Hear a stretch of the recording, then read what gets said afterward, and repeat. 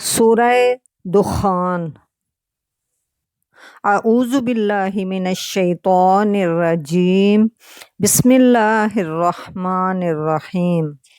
حامیم، قسم ہے اس کتاب مبین کی کہ ہم نے اسے ایک بڑی خیر و برکت والی رات میں نازل کیا ہے، کیونکہ ہم لوگوں کو خبردار کرنے کا ارادہ رکھتے تھے۔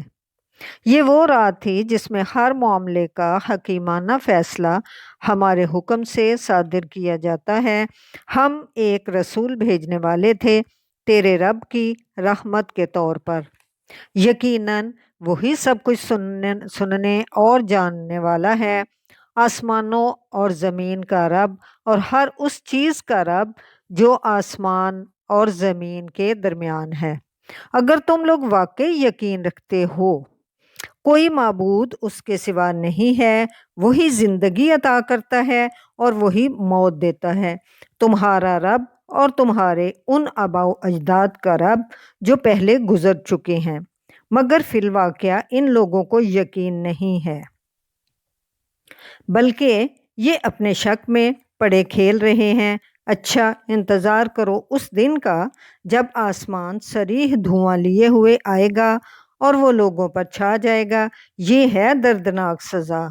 اب کہتے ہیں کہ پروردگار ہم پر سے عذاب ٹال دے، ہم ایمان لاتے ہیں۔ ان کی غفلت کہاں دور ہوتی ہے، ان کا حال تو یہ ہے کہ ان کے پاس رسول مبین آ گیا، یعنی کہ کھول کھول کر بیان کرنے والا رسول آ گیا، پھر بھی یہ ان کی طرف ملتفت نہ ہوئے اور کہا کہ یہ تو پڑھایا لکھایا ہوا دیوانہ ہے، ہم ذرا عذاب ہٹائے دیتے ہیں، تم لوگ پھر وہی کچھ کرو گے جو پہلے کر رہے تھے۔ ہم جس روز بڑی ضرب لگائیں گے وہ دن ہوگا جب ہم تم سے انتقام لیں گے۔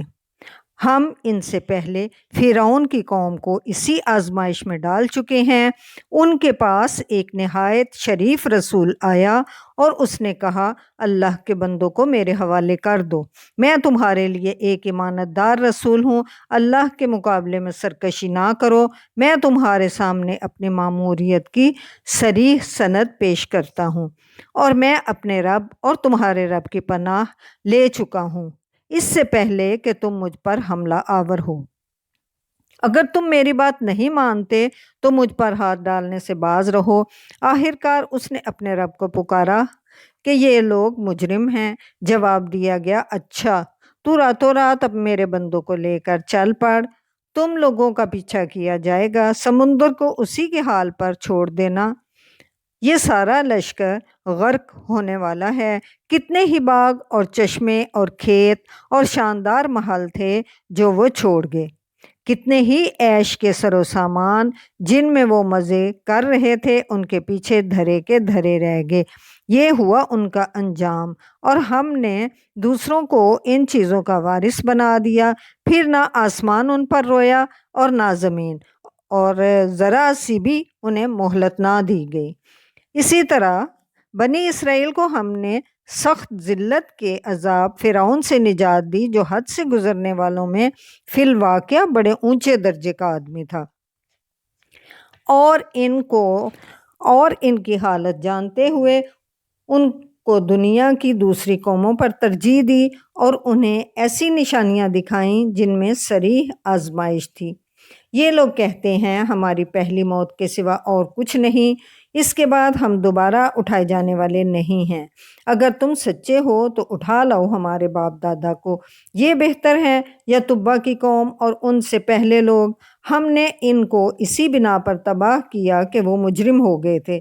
یہ آسمان و زمین اور اس کے درمیان کی ساری چیزیں ہم نے کھیل کے طور پر نہیں بنا دی ہیں، ان کو ہم نے برحق پیدا کیا ہے، مگر اکثر لوگ جانتے نہیں ہیں۔ ان سب کے اٹھائے جانے کے لیے طے شدہ وقت فیصلے کا دن ہے، وہ دن جب کوئی عزیز ترین کسی عزیز ترین کے کچھ بھی کام نہ آئے گا، اور نہ کہیں سے انہیں کوئی مدد پہنچے گی سوائے اس کے کہ اللہ ہی کسی پر رحم کرے، وہ زبردست اور رحیم ہے۔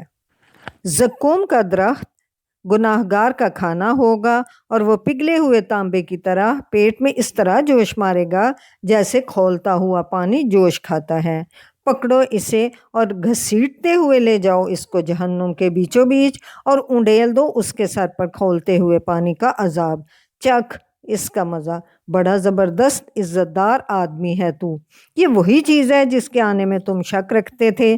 خدا ترس لوگ امن کی جگہ میں ہوں گے، باغوں اور چشموں میں دیبا و حریر کے لباس پہنے ہوئے آمنے سامنے بیٹھے ہوں گے، یہ ہوگی ان کی شان۔ اور ہم گوری گوری موٹی آنکھوں والی عورتوں سے ان کا بیاہ کر دیں گے، وہاں وہ اطمینان سے ہر طرح کی لذیذ چیزیں طلب کریں گے، وہاں موت کا مزہ کبھی نہ چکھیں گے۔ بس دنیا میں جو موت آ چکی سو آ چکی، اور اللہ اپنے فضل سے ان کو جہنم کے عذاب سے بچا دے گا۔ یہی بڑی کامیابی ہے اے نبی، ہم نے اس کتاب کو تمہاری زبان میں سہل بنا دیا ہے تاکہ یہ لوگ نصیحت حاصل کریں۔ اب تم بھی انتظار کرو اور یہ بھی منتظر ہیں۔ صدق اللہ العظیم۔